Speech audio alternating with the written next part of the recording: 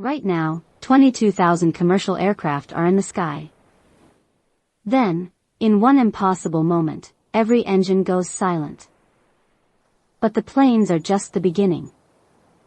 What actually dies first will shock you far more than the falling aircraft. Down below, 1.4 billion vehicles coast to a permanent, metallic halt. Highways become endless graveyards.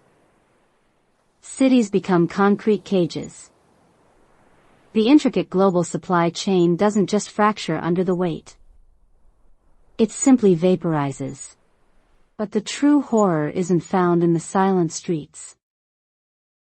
It's waiting in the hospitals. Without diesel fuel for backup generators, the lights flicker. The monitors fade. The life support systems simply stop breathing. We think of oil purely as fuel. We forget it is the foundation of medicine. 99% of pharmaceutical feedstocks vanish instantly. No aspirin to lower a fever. No antibiotics to fight an infection. A scraped knee becomes a death sentence. A routine surgery becomes a slaughter. On one side, a modern medical marvel. On the other, a sudden plunge into the dark ages. The transition is brutal. Even our supposed escape routes betray us. People look to the wind, the water, the atom.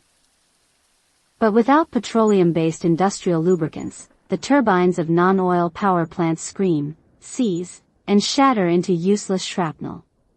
The silence across the grid is absolute. But the starvation is imminent. Modern supermarkets operate on a razor's edge, a fragile, 72-hour illusion of plenty, sustained only by just-in-time delivery trucks. Day 1, the shelves empty. Day 2, the panic sets in. Day 3, the city starves. This is a scenario simulation no government wants to face, because there is no contingency plan for zero. What about the celebrated green transition? The electric saviors? It is a beautiful, fragile lie. Every single electric vehicle requires up to 250 kilograms of petroleum-derived plastics just to exist. Without oil, the factories die. Without petrochemical epoxy resins, the massive blades of wind turbines cannot be forged. The entire green revolution is hopelessly tethered to a black, viscous anchor. Look inside your own home. 60% of your clothing is spun from crude, woven from petroleum. If oil runs out, the fabric of the modern lifestyle quite literally evaporates from your closet. But the ultimate betrayal lies in the soil. Without synthetic, oil-based fertilizers, the earth rejects our billions. Scientists confirm we would need 4 separate planets of farmland just to feed the current population. We were warned. History left us breadcrumbs, but we arrogantly refused to follow them. In 1973, a mere disruption in supply quadrupled global oil prices overnight, fracturing the illusion of stability. A global energy crisis was born. Panic brought the most powerful nation to its knees. The United States government was forced to ration mere survival based on the last digit of a license plate. Decades later, a handful of angry truck drivers in the United Kingdom blockaded local refineries. It took only a matter of days for the nation's supermarkets to run completely dry. Days to break society. Then came the tragedy of Venezuela. A titan of oil, reduced to ash. Production collapsed from millions of barrels to a trickle. Domestic fuel consumption plummeted by a staggering 76%.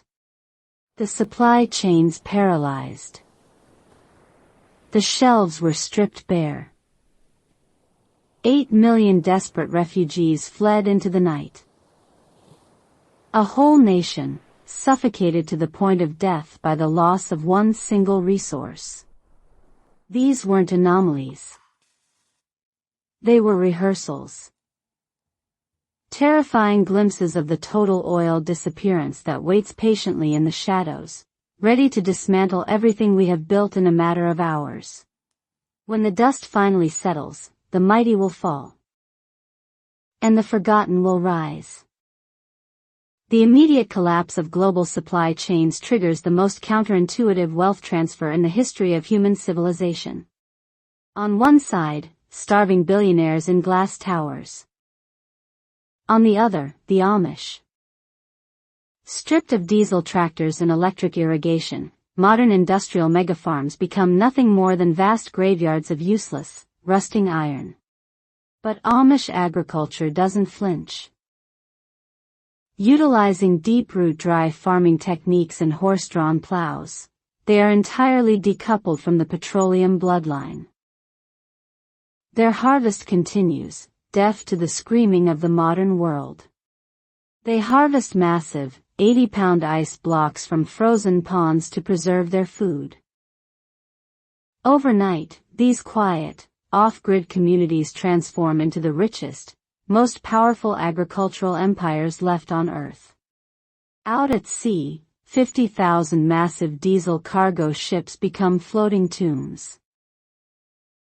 90% of global trade is instantly paralyzed. The roaring engines of the oceans fall into a deep, permanent silence.